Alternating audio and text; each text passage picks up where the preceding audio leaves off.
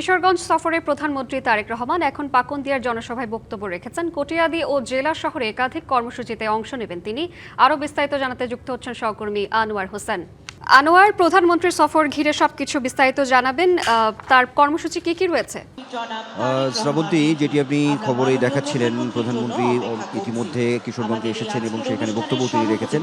অর্থাৎ পাকুন্দিয়া উপজেলা কিশোরগঞ্জের, সেখানেই জাতীয় মৎস্যপক্ষ 2026 যে আয়োজন, উদ্বোধনী আয়োজন, তিনি সেখানে এসে মাছের পোনা অবমুক্তকরণ যে কার্যক্রম সেটি শেষ করেছেন এবং সেই সঙ্গে শুভেচ্ছা বিনিময়ে যে মত বিনিময়, সেখানেও তিনি বক্তব্য রেখেছেন। যেই বক্তব্যটি কিছুক্ষণ আগেই আপনি প্রচার করেছেন, যেটি আসলে বলা যায় সেটি হচ্ছে যে এই মৎস্য সপ্তাহ দুই সপ্তাহ ব্যাপী এই মৎস্য সপ্তাহের যে মৎস্যপক্ষ, জাতীয় মৎস্যপক্ষ, সেটি দেশব্যাপী আসলে শুরু হয়েছে, 2 সপ্তাহ ব্যাপী চলবে। তো প্রধানমন্ত্রী এখন কটিয়াদি উপজেলায় আসলে পথে আছে। কিশোরগঞ্জের একটি পাকুন্দিয়া থেকে এখন কটিয়াদির দিকেই তিনি আসলে রওনা করেছেন, এমন তথ্য আছে। আর বিষয়টি হচ্ছে যে এখানে যেটি তিনি ঢাকা থেকে যখন রওনা করেছেন, আমরা দেখেছি যে পথিমধ্যেও শিক্ষার্থীদের সঙ্গে তিনি শুভেচ্ছা বিনিময় করেছেন এবং তাদের সঙ্গেও এক ধরনের উষ্ণ শুভেচ্ছা বিনিময় প্রধানমন্ত্রী করেছেন। তো এই জাতীয় মৎস্যপক্ষ 2026 মূলত যে কেন্দ্রীয় যে উদ্বোধনী আয়োজন, সেটি কিন্তু কটিয়ে দিতে নগদ নিয়ে এলো হার না মানা হার অফার।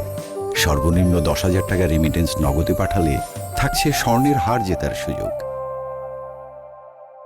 অর্থাৎ আমরা যেখানে আছি, নিশ্চয়ই এখানে দেখতে পাচ্ছেন যে এখানে যে একটি জর্জ ইনস্টিটিউট আছে আচমিতা ইউনিয়নে, তো সেই ইনস্টিটিউশনের মাঠেই মূলত আয়োজনটি করা হয়েছে। যে তথ্য আছে সেটি হচ্ছে যে এবার এই মৎস্যপক্ষ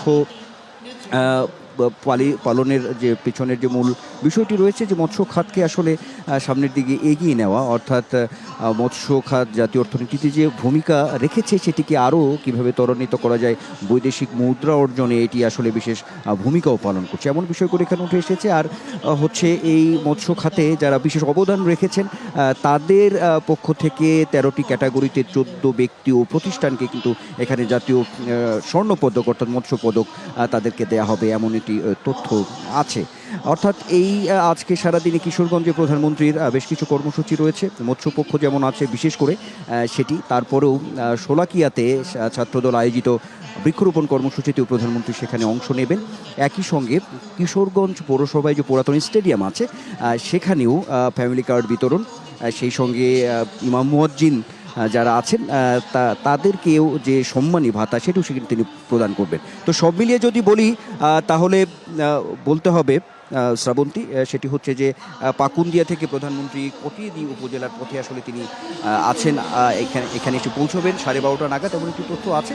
তো সব মিলিয়ে আসার পরে এখানকার যে কেন্দ্রীয় যে আনুষ্ঠানিকতা, জাতীয় মৎস্যপক্ষ উদ্বোধনী, সেটি তিনি সেই কার্যক্রমগুলো সম্পন্ন করবেন এবং এখানে পুরস্কার বিতরণ এবং সেই সঙ্গে এখানে তিনি বক্তব্য রাখবেন। নিশ্চয়ই পরবর্তীতে আপনার মাধ্যমে আমরা দর্শকদেরকে সর্বশেষে জানাতে পারব। আনোয়ার, ধন্যবাদ আপনাকে।